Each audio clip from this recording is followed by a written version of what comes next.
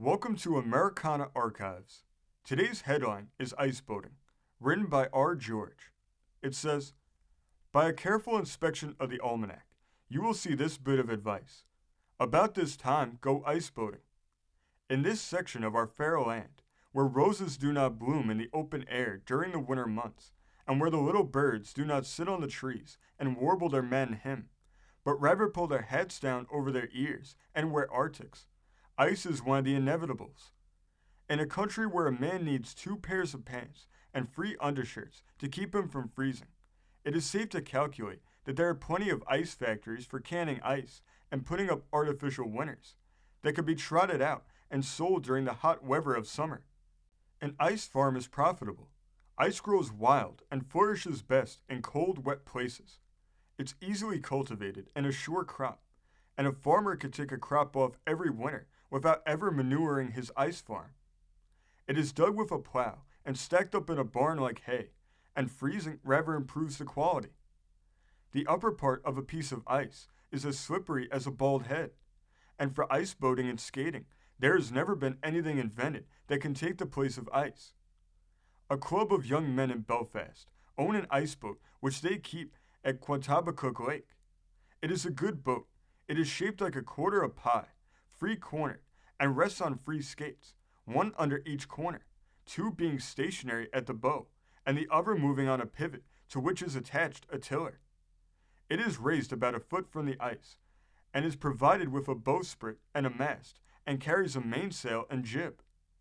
An ice boat is just as lively as an old cheese, and as full of business as a box of pills.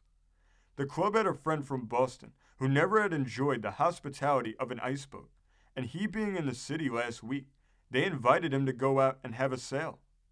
He was a medium-sized man, shaped some like a pork barrel, only he tapered more at the chimes. He was a very self-reliant man, and as confident as the multiplication table. He knew nearly everything, and what he didn't know at all, he was well posted on. Ice boating was one of the few things that was new to him, though he had a comprehensive idea of it. Now, a comprehensive idea of an ice boat is not worth a last week's flapjack, and a man never knows anything about an ice boat till he has learned it by experience. One day's experience is worth more than a steamboat load of book knowledge. Arriving at the lake, they found the ice as smooth as the talk of a hotel clerk, and a good stiff breeze blowing. The safest place on the boat is right at the mast. It gives one a chance to hold on, and when the boat turns, there is less slat than there is toward the end. Getting all ready, the skipper gave her a full, and away she went across the pond at the rate of about a mile a minute. At that gait, conversation lags, and a man's whole thought centers in the one idea of keeping the seat of his trousers and the seat of the ice boat in close proximity.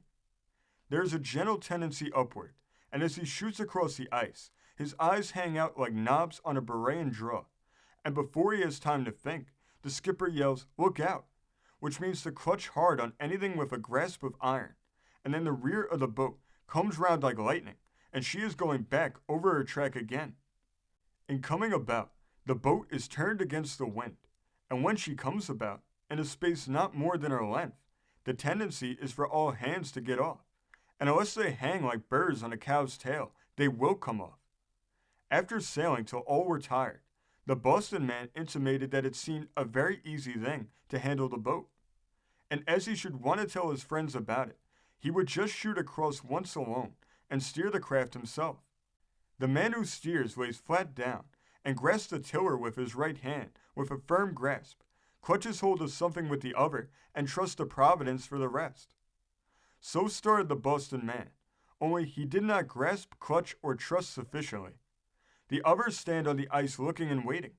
They did not wait long, however, for as he neared the other shore, he gave the tiller a push, but alas, the wrong way, and the boat jibed and came around with the wind, and then there was a fluttering of canvas, and at the same instant, a black form shot head first from the boat and landed on the bilge, slid some 100 feet, rolling over and over, spinning and twisting, a heck going one way and a min another, till suddenly, striking a little deposit of snow, it came up on end and spun around like a top for a few seconds, and then all was still.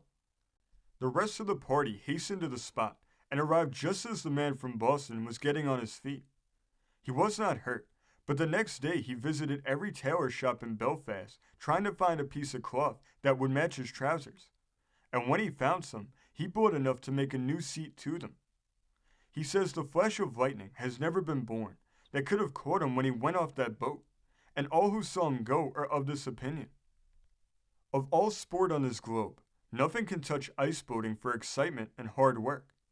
After a man has sailed a day on an ice boat, it is safe to calculate that you will find him occupying the easiest seat in his store the next day, and he don't get up unless a customer really wants something.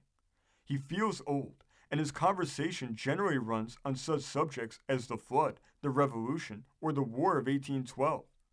But as a professional, we urge upon all our readers never to let slip a chance to ride on an ice boat, for it is throwing away a fruit that don't grow in warm latitudes. This story originally came from the Belfast Journal. This story came from the great state of Iowa, being reported in the Iowa State Reporter of March 8, 1876. Thank you for joining us today. If you want to continue to uncover all of America's lost and forgotten history, then remember before you leave to hit the subscribe button, hit the notification bell, and remember to like and comment below. And we will see you next time on Americana Archives.